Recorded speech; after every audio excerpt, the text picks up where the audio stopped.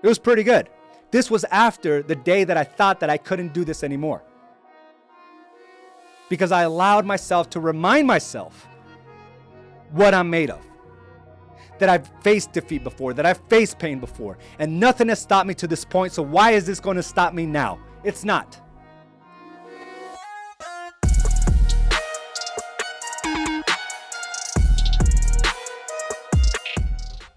Thank you for joining me, and welcome to another episode of Mindset Mastery. I am your host, AZ Araujo, and I got to tell you, I got some stories today. I got some stories, and it seems like anytime I push myself past my threshold, I'm presented a new level of perspective. I'm presented a new level of appreciation, and with that comes some factors that we sometimes misinterpret as defeat. Sometimes we misinterpret the pain as something that's beyond us and more difficult for us, especially as you're growing a business, right?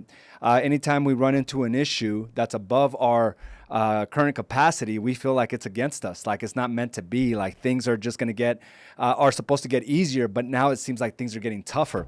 And that's the way I'm feeling, over the last 12 weeks. And I just ended my 12-week training regimen. Not ended, but I'm 12 weeks into it.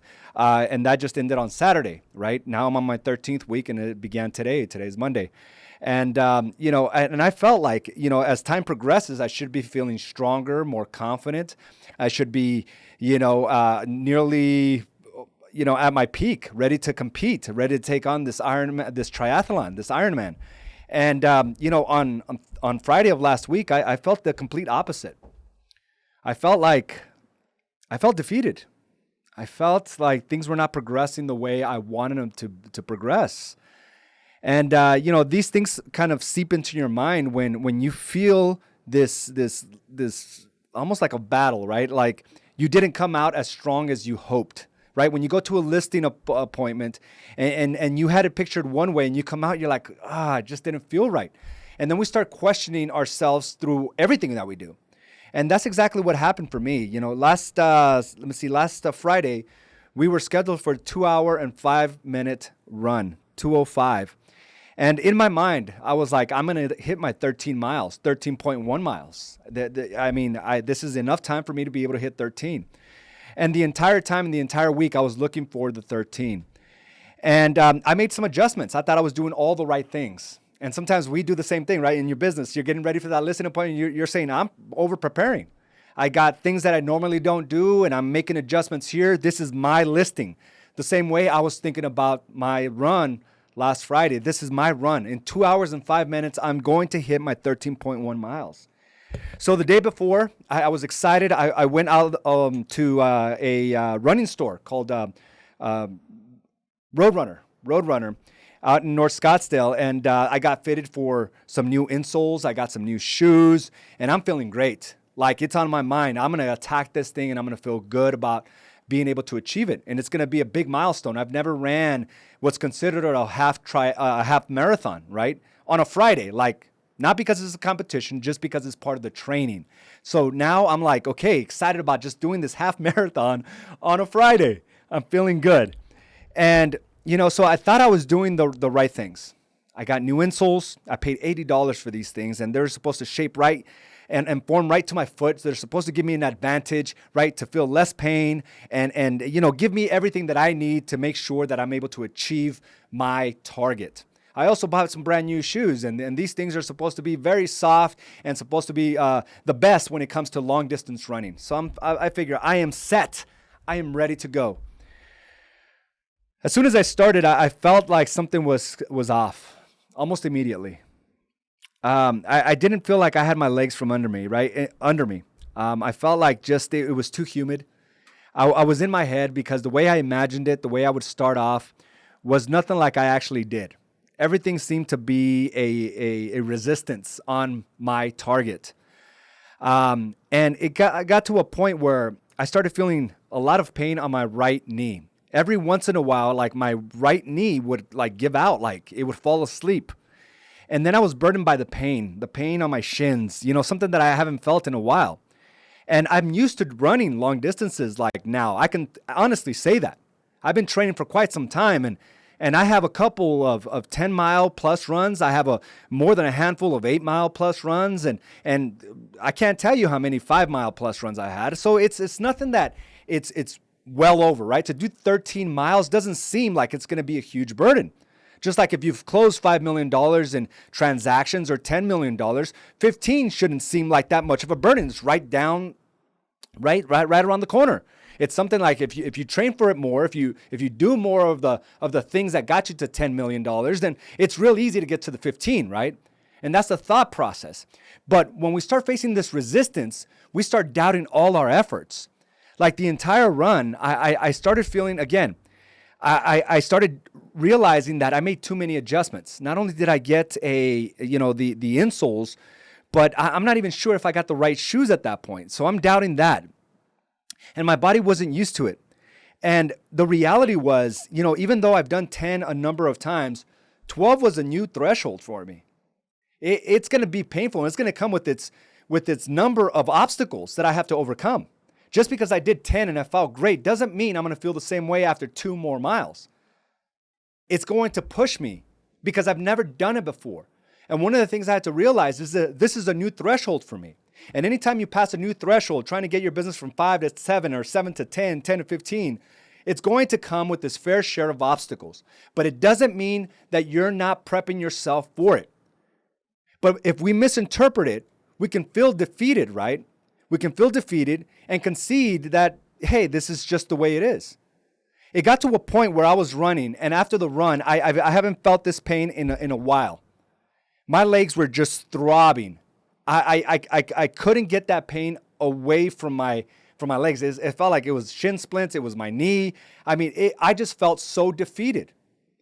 And when you're in this place of feeling defeated, just like if you were to lose a listing, a listing appointment, it feels like everyone else or everything after that is going to be the same way. Like if you were to go on another listing appointment, that you may lose that one as well because this one didn't turn out the way it did. Well, that's where my head went. It went to the point where I was like, if I can't even handle this 12-mile run, if I'm like literally rolling around on the floor, like literally rolling around the floor, trying to like rub my shins, putting on these massagers on my legs, nothing helped. I took 3 Advils. I was still in agony. And the whole time I was like, how in the hell am I going to do this Ironman? If I can't even do this, if the 12 miles put me at this level of pain and discomfort, how in the hell am I going to be able to move forward? Your mind goes down this rabbit hole that all of a sudden nothing is possible. And for me, I'm thinking, why am I even doing this? 12 miles, I'm feeling defeated. My legs hurt. Tomorrow I have to do a 3.5 hour bicycle run. How is this even going to be possible trying to do the swimming, the cycling, and the running all in one day? Like, to me, during that time, it seemed nearly impossible. It seemed impossible. And it still seems tough to me today, but I have a different outlook today, right? But in the moment, I felt so defeated. And what I came to realize is that, it was a new threshold that I just surpassed. Just because I've done the 10 doesn't mean the 12 is going to come just as easy. It's a new threshold. And maybe that listing you lost was because that one was going to put you over your last threshold of the number of listings you ever received before. Maybe you were only used to listing 10 homes a year or 15. And this one that just came up, it just happens to be more than you've ever done before. So there's going to be a new level of challenges that we didn't foresee. But it doesn't mean that we discredit all the other listings that you've gotten in the past. Just like I can't discredit all the hundreds of miles that I've ran in the past. It was just a bad training day. It doesn't mean that everything after that is going to be the same way. But if I accepted that bad moment, then I have accepted defeat that defeat is now conceding that the journey is over, right? If I buy into that, I am now realizing that my journey is over, that this is just the way it ends. I had to make adjustments.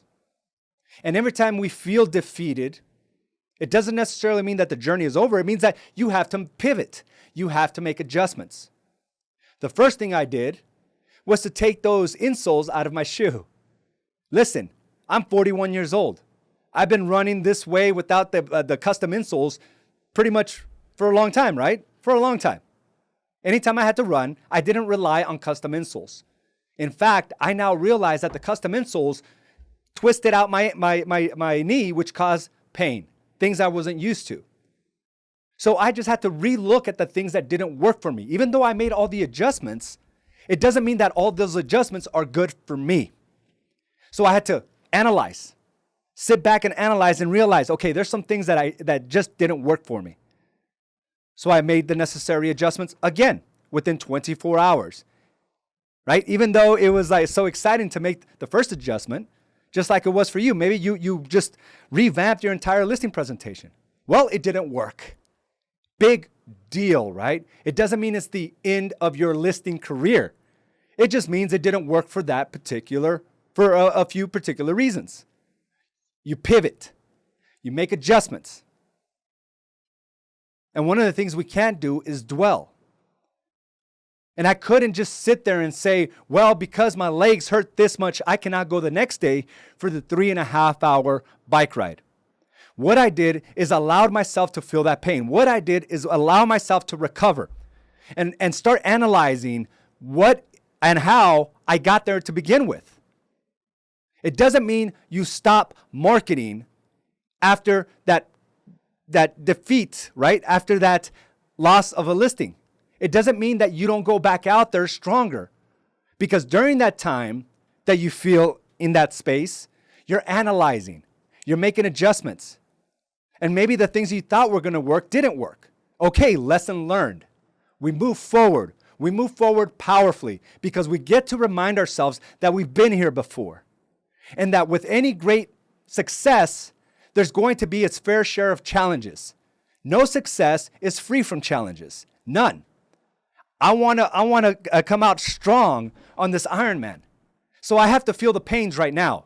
Because by the time I'm there on game day, I will know what it's going to take. I will know what kind of mindset I have to get into. And I know what kind of pain threshold I should have to complete this competition. This is what it's all about. But I got to keep poised. I got to keep my composure and realize that, hey, listen, this was just a bad training day. It doesn't define me, and it doesn't mean that I can't complete this Ironman 70.3. I make the adjustments. So that's exactly what I did. And the next day, I went out for a hard 3.5-hour bike ride. And it was a complete 180 of what I felt the day before. A complete turnaround. Okay? Not only did I finish this powerfully, it was a hard bike ride, the longest bike ride I've ever done. 3.5 hours, 64 miles. No, I've actually done a 100-miler. But this is a long one that I've done over a year. But it was hard. And it was fast-paced. 18.4 miles per hour. It was pretty good. This was after the day that I thought that I couldn't do this anymore. Because I allowed myself to remind myself what I'm made of. That I've faced defeat before, that I've faced pain before, and nothing has stopped me to this point, so why is this going to stop me now? It's not. We have to give ourselves and reassure ourselves and talk to ourselves of the things we've done. And just because we had a bad outing does not define us moving forward. I killed that bicycle run, that bicycle training, 3.5 hours. I made sure I put myself in the lead position the entire way. I wanted to make sure that I followed the regimen to the T.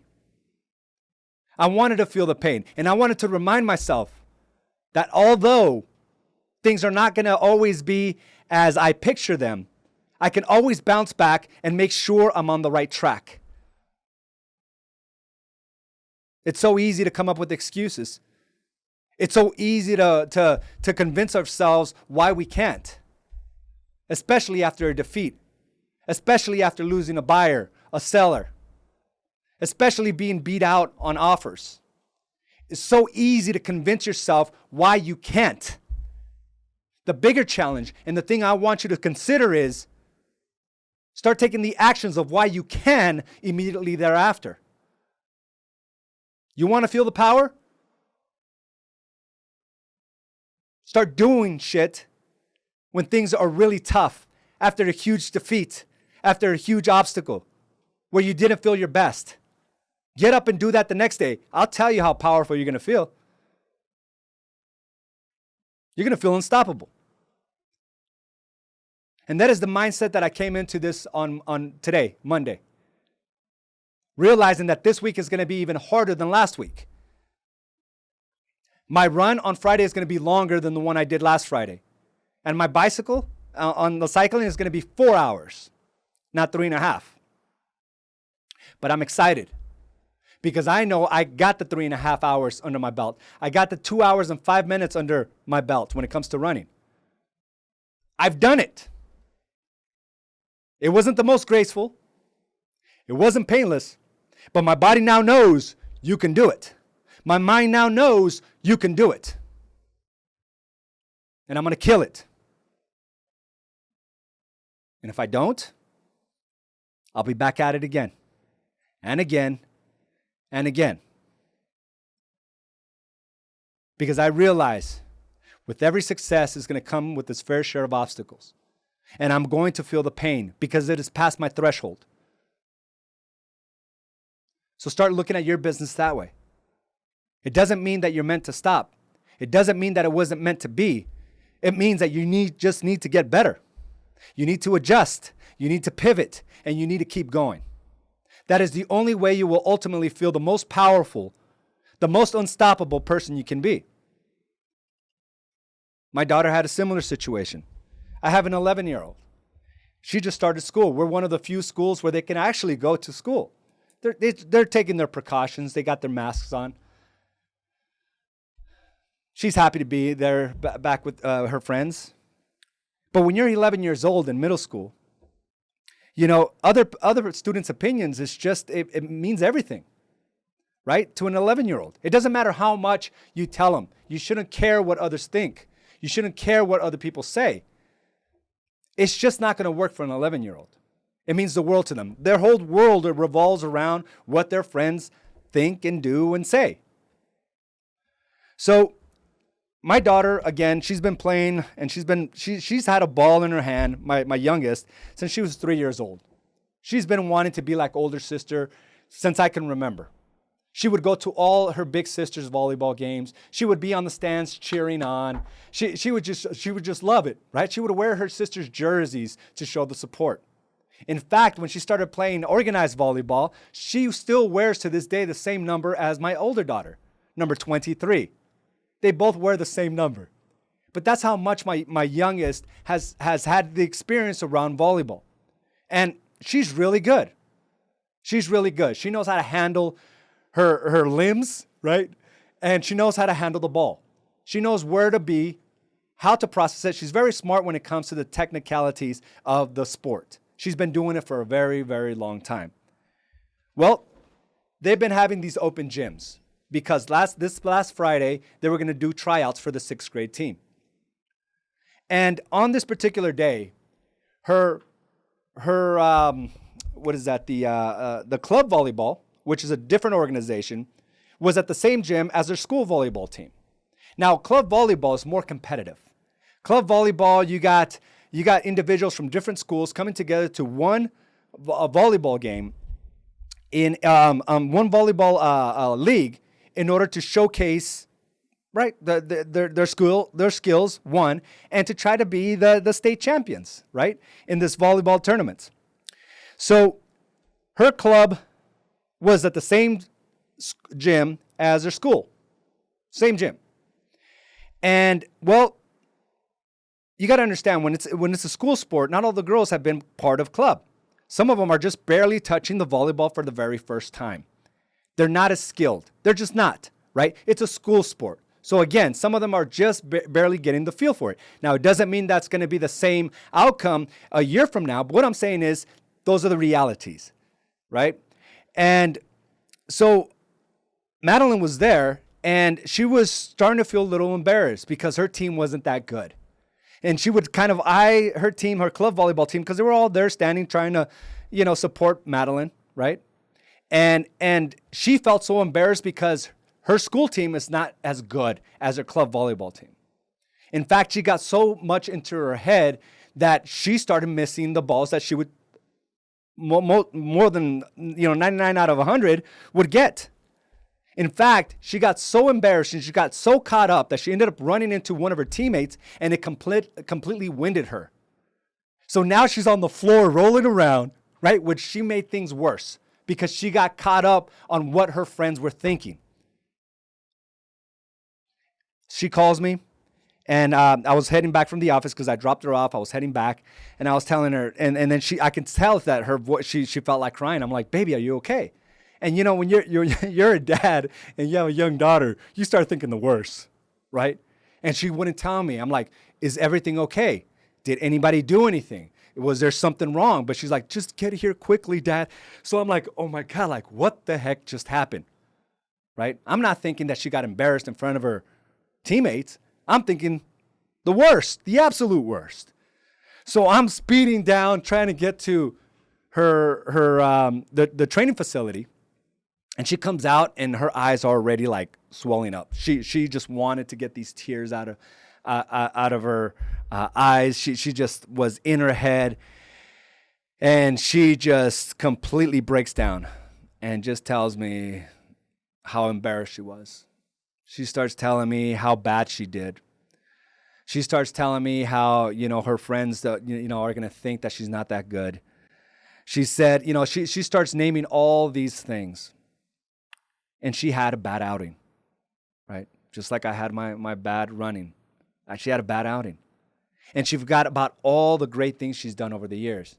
She forgot that she's been touching this ball for since she was 3 years old. She's now 11, right? She forgot that she's been on a starter for her club team since she started. So she forgot all these things and was caught up in the moment, a bad showing. And one of the things that I did was the same thing that I did for myself. First, I gave her that time, right, in order to get that out and realize, hey, this was just not you. Typically, you're out there and you're dominating the sport. But I also needed to remind her that just because you're on a team, it doesn't really define you. In this situation, you have to take a leadership role. You have to encourage your teammates to get better. It doesn't mean necessarily you're going to come down to that level. And it doesn't mean that she's coming down because they're unable to or unskilled. It's just Madeline has more time, just like our top producers. It doesn't mean you're less likely to succeed. It's just they have more time. You do the right things over a period of time, you're going to get the similar results. So after this, I had to remind her about what she's done, her past. And I said, Madeline, how long have you been playing the sport? And she's crying. She says, since I was 3. I said, that's right. I said, just because you have a bad showing doesn't mean that this is the person you are moving forward. You need to realize that all of us get to this point where we just don't operate at the level we should be. But it doesn't mean that we aren't incapable of bouncing back. And one of the main things that I remind her of is that she knows exactly what to do. You know exactly what to do. And after a bad challenge, defeat, if you want to define it that way, one of the first things we got to remind ourselves is we know exactly what to do. Because if we continue to go down this slope, the slippery slope, we start questioning everything about ourselves. She started questioning if she's even going to make the school team. That's how bad it got. But that's where the emotion goes. Until we remind ourselves we've been there before. And for me, it gives me a lot of pride and a lot of, I guess, appreciation for being able to take on these moments and be there for her, because I'm constantly facing them myself. It is at a different level, right? We're talking about 11-year-old and their opinions, right? But to her, it's very real. To her, it is a very real situation. It is the end of the world. It is a very embarrassing time. But being able to be there and to acknowledge that she needs some guidance gave me that sense of appreciation. And when you're constantly looking at how you can improve yourself, when you're constantly looking to what moves to make and how to pivot and how to make adjustments, you're able to see those exact opportunities. Because I know how I've reacted in other situations. I've been very impatient and said, Madeline, you're just making a big deal out of nothing. Stop crying. That was a real reaction from me. And I've done that a number of times. I think we've all been in that place, right? But again, when you're on this process and on this path of continued growth and expansion, about looking back, making adjustments and pivoting, you're able to see these opportunities. And we all have them. And guess what that does? That gives you more confidence and courage to be able to live in integrity with the things that you have to do.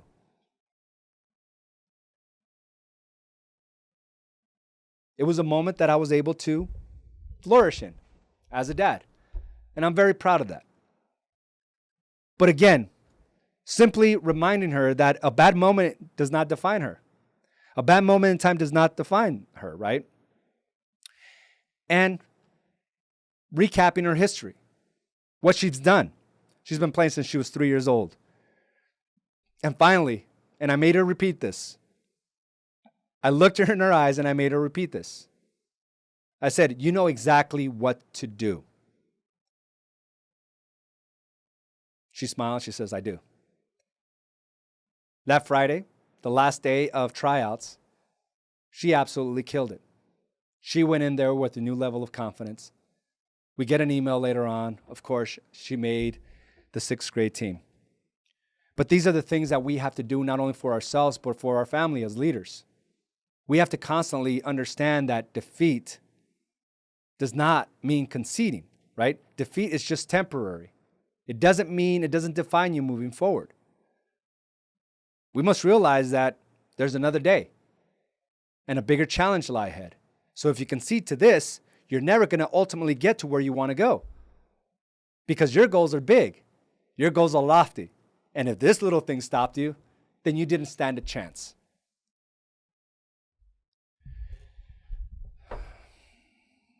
So I just want to go ahead and recap this and just tell you, like, this is the game of life, especially the game of growth and expansion. It's not an easy game. It's easier to just kind of flow through life, go through the motions. It seems easier, but you will ultimately pay a bigger price. You will ultimately feel the pains that you're trying to avoid. So listen, guys, continue to challenge yourselves, whatever it may be. Become the best listing agent. Become the best marketer. Become the best salesperson. But it only comes on the back of the mistakes you will make. And just understand that that's not meant to define you. It's meant to build you. So guys, I want to thank you for joining me. And I want to say hi to a few people that joined us today. Felipe, good morning. Celia, Carmela, good morning to you. Kim, Nick, good morning. Liz, Bonnie, Dora Lee, Claudia, Kaylin, good morning. Jasenia, Chris, what's going on, brother? Gabe, Maria, and what are you hearing out of this conversation? Cindy, Lorinda, Isela, good morning to you. Vivian, Olivia, Susan, good morning to you. Ruth, good morning. Edgar, Teresa, and Sergio. On Saturday, I wanted to give up. On many occasions on the bike, I just wanted to turn around because you guys have been so far ahead. What's the point? Has crossed between the ears too often. Cramps, shooting pains. Oh my goodness, the cramps, right? Shooting pains, fatigued, mentally and physically drained. It wasn't until I was in a spot where the cars were gone, everyone was gone, and I was all alone that I reminded myself that I did the day prior, 11 miles, and I've been in this pain before. The only way to get it done is to dig deep and remind ourselves that there is no pain we feel that we haven't already. That is so huge right there, and I'm going to read that again. The only way to get it done is to dig deep and remind ourselves that there is no pain we feel that we haven't already felt, right? I mean, I've never felt this pain, but the analogy hit me like a ton of bricks. Went the rest of the day in cloud nine after finishing my longest ride ever. And I felt that same way. So after feeling defeated, the very next day, like I had the best day ever. I wasn't to a point where I felt like I needed a nap, where I needed to rest. I jumped right into the shower. This was Saturday, right? After the defeating run of a 12-mile run, and then the 64 miles on the bike ride. After that, I went out and we got some coffee as a family. And then I took my eldest daughter grocery shopping. It was just me and her, which was really cool, right? And I was just engaged. We went out to lunch, and it was the greatest day ever. And I was only able to appreciate it because of the pains I put myself through. And it showcases to me that regardless of how dark I can get in my thoughts, I can bounce right back up because I've conditioned myself to do this. And it feels amazing. And this is something we're all capable of. But it begins with the conditioning process. When you feel the defeat, can you get up and do it again? Dora Lee, you can do it. Cindy. Patrick, you're right. We all have bad days, but we must keep going. I lost 2 escrows, but I still have to keep pushing through. Is there pain associated with it? Absolutely. I have to keep pushing, stay consistent, and keep growing so if 1 or 2 fall out, I won't feel desperate. And I think we've all been there, right? We have it in our minds that this is the way it's supposed to go. When reality contradicts our thoughts, we're like lost. And we have to realize this is the long game. One bad moment does not define us or our careers or who we are or what we're made of moving forward. It's just an obstacle. And you will overcome. Dora Lee, I needed this today. Thank you for that. I needed this today. I have a handful of pre-qualified FHA buyers, and we keep getting beat out by conventional offers. I was feeling so discouraged. Today is a new day and a new week. No time to keep dwelling on it. Absolutely. And, it's going to be tough. And those days of just submitting a couple offers and getting one accepted are long gone. And realize it may take 10 offers before we get that one. Those are the new realities for now. But it's really being headstrong, right, Dorley? And you've been here. You've felt the pains of starting up a business, right? And just because you felt that success, it doesn't mean it's always going to be that way. And just the same way for me, like just because I've done all this running, I expected it for not to be so hard anymore. And when the reality contradicted my thought, that's where it was more painful. So I'm glad you were able to just recalibrate today and go after it. And your clients are depending on you. They're looking for that American dream, and you're the person to deliver it for them. Bonnie, my son had a similar situation with high school football. Yeah, and sports just teaches, it's taught me so much to how to be able to console and how to be able to change the frame for my daughters. And I'm so grateful to be in this position. I'm so grateful to be present and to be able to see a situation that I would have completely screwed up before. I would have completely just dropped the ball on something similar, disregarded her emotions, disregarding this pivotal point to parent powerfully. I could have screwed this all up again. And I was just so appreciative that I was there. I was present because I'm able to see that within my own behaviors, through my own obstacles that I have to overcome. And just because it's at a different level doesn't mean it's not just as important. To an 11-year-old, it's the entire world, right? So I'm glad you're in that position as well, Bonnie. Liz, thanks for this. I've been struggling a lot. I've tried new and it didn't work, so I tried something else to offer more or better, and it didn't work for me. So I felt defeated and gave up. I'm back at it. I can't quit. I can't give up. I've worked too hard to stop. And it's true. You're going to make decisions in your business that in your mind, it's going to help. But ultimately, it just creates more chaos or makes things harder, or it just doesn't work out. Those custom shoe insoles was the worst thing I could have done. I'm still feeling the pains on that. But all I did was remove it. $80, big deal, right? And that's all we have to do. Even though we spend all this money on software, technology, or designed this pretty presentation, or thought this was going to change your business moving forward, it didn't. So we pivot, we recalibrate, we recommit, and get back to the game. Guys, I want to thank you again for joining me for this episode of Mindset Mastery. I hope that this served you, this helped you, this inspired you to go out and kill it this week. Thank you again, and I will talk to you soon. Have a great day. Bye now.